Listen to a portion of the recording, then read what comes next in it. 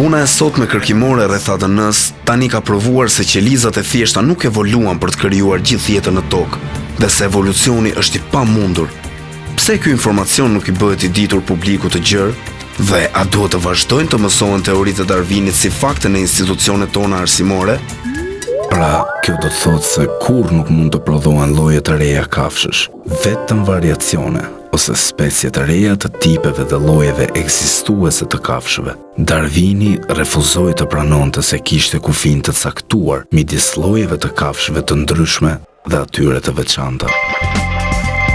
Në këtë program mbi botën e egër, të cilin nuk e keni parë kurrë më parë, do të niseni në një udhtim për të zbuluar historinë e vetë jetës. Ky program shqyrton bindjet e vjetra që kanë mbështetur gjithë të kuptuarit e seleksionimit natyror për më tepër se 150 vjet.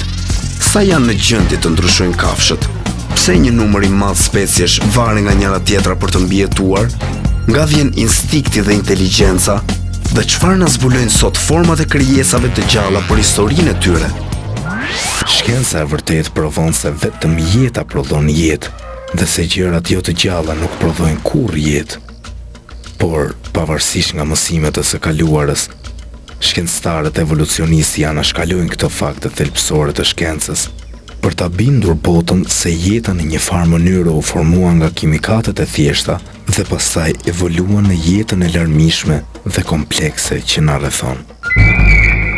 Filmuar dhe studiuar gjatë një periudhe 5 vjeçare në më tepër se 10 vende të ndryshme, historia e jetës i eksploron të gjitha këto çështje, madje edhe shumë të tjera.